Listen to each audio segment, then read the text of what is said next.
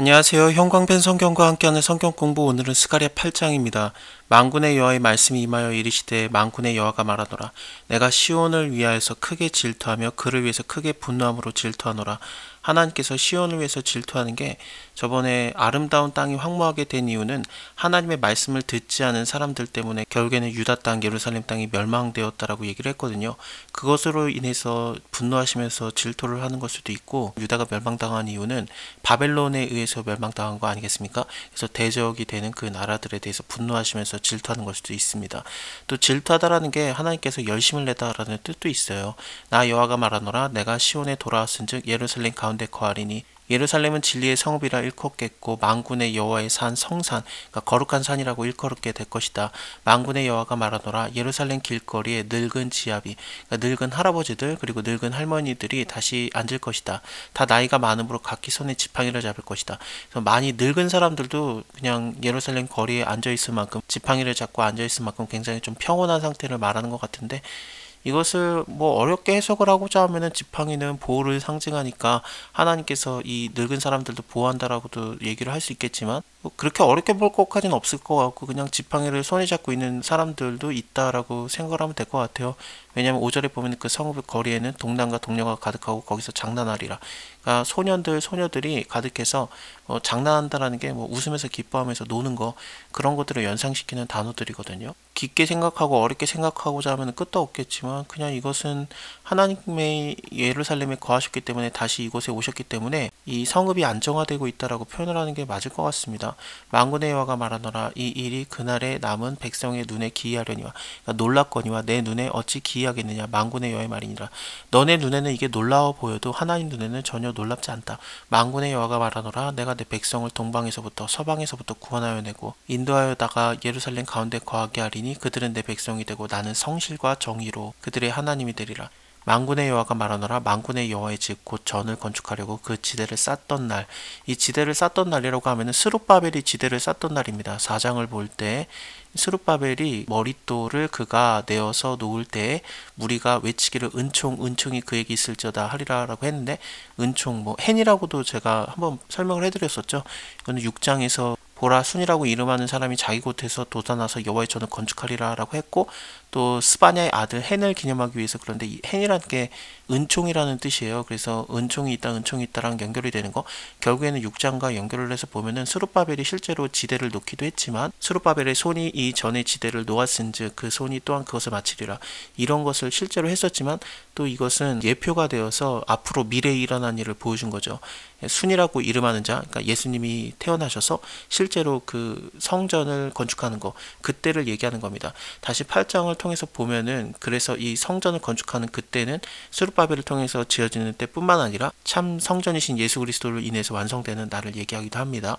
일어난 선지자들의 입의 말을 이때 듣는 너희는 손을 견고히 할지어다. 손을 뭐 강하게 할지어다. 그날에 전에는 사람이 삭도 얻지 못했고 일한 거에 대한 아무런 대가를 못 얻었던 거예요.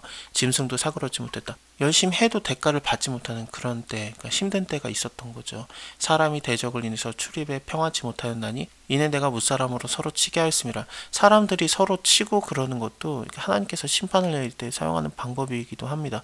그래서 서로가 서로를 못 믿고 서로 치는 거죠. 그러니까 대적이 되고 이런 것들이 있었지만, 그래서 너희에게 평강이 없었지만 만군의 여호와가 말하노라. 이제는 내가 이 남은 백성에 대해서 전일과 같이 아니할 것이다. 곧 평안한 추수를 얻을 것이다. 포도나무가 열매를 맺으며.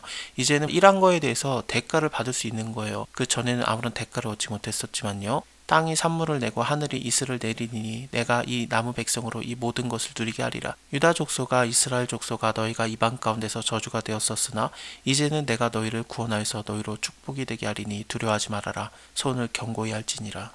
만군의 여호와가 말하노라. 전에 너희 열조가 나의 도를 격발할 때에 내가 그들에게 재앙을 내리기로 뜻하고 뉘우치지 아니하였었으나, 므낫세 왕, 그 히스기야의 다음 왕인데 너무 잘못했던 왕이 있었어요. 그래서 그 왕 때 하나님께서 유다를 완전히 멸망시키려 마음을 먹으셨죠. 그래서 그 다음에 요시야 왕이라는 좀 괜찮은 왕이 일어나서 그 종교를 좀 청결하게 만드는 일이 있었거든요. 그래서 우상을 다 없애고 하나님만을 섬기려고 했던 노력이 있었는데, 그럴지라도 요시야에게 하나님께서 말씀하셨던 게, 므낫세의 죄 때문에 내가 이 유다 멸망시키기로 했던 거 그 뜻을 돌이키지 아니하겠다, 그렇게 말씀하십니다. 하지만 하나님께서는 요시아가 사는 날 동안에 유다가 멸망당하는 건 안 보게 하세요.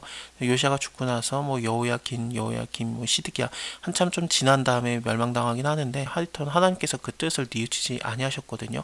근데 이제는 내가 예루살렘과 유다 족속에게 은혜 베풀기로 뜻하였다. 너희는 두려워하지 말아라. 너희가 행할 일은 이러하다. 너희는 각 이웃으로 더불어서 진실을 말하고 너희의 성문에서 진실하고 화평한 재판을 베풀고 심중에 서로 해하기를 도모하지 말아라. 거짓 맹세를 좋아하지 말아라. 이 모든 일은 나의 미워하는 것이다. 나 여호와의 말이니라.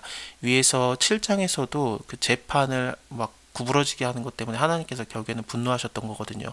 서로 인애하고 국리를 베풀고 압제당하는 자들, 과부, 고아, 나그된 자들, 궁핍한 자들을 잘해줬어야 되는데 그런 하나님 말씀을 청정하는 것을 싫어했어요. 그래서 하나님께서도 이 나라를 멸망시켰던 겁니다. 그리고 또 5장을 통해서 볼 때 뭐 날아가는 두루마리 그게 있었지 않습니까? 이것은 저주가 쓰여져 있는 그런 두루마리이기도 했었는데 근데 여기에 하나님께서 저주했던 그 대표적인 두 부류가 있었어요.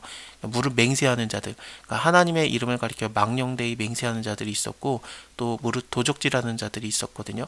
이들에 대해서 하나님 분노하셨고 그 날아가는 두루마리의 환상도 보여주시고 그랬었는데 여기서 8장에서 얘기하는 게 그거 이제 하지 마라라는 거죠. 심중에 해하기를 도모하지 말고 그러니까 도적질하는 거 그리고 거짓 맹세하는 거 하나님의 이름으로 망령되이 맹세하는 거 그것을 하지 말아라. 이거 내가 다 미워하는 것이라. 만군의 여호와의 말씀이 내게 임하여 이르시되 만군의 여호와가 말하노라. 4월의 금식과 5월의 금식과 이 4월, 5월, 7월, 10월의 금식을 얘기하고 있는데 앞에서는 5월과 7월의 금식이 있었죠. 여기 7장을 보면은 5월과 7월의 금식과 애통하는 것 때문에 우리가 어떻게 될지에 대해서 고민하는 내용이 있었습니다. 5월에 유다 예루살렘이 완전히 멸망을 당했고 7월에 그달랴라고 하는 사람이 죽었기 때문에 이 두 달에 특히나 금식하고 애통하는 것이 있었는데 지금 성전이 재건되고 있는데 우리가 더 금식을 할까요? 라고 물어보러 왔었고 하나님의 말씀은 너네가 날 위해서 금식한 적 없다라고 하나님이 말씀을 하시거든요.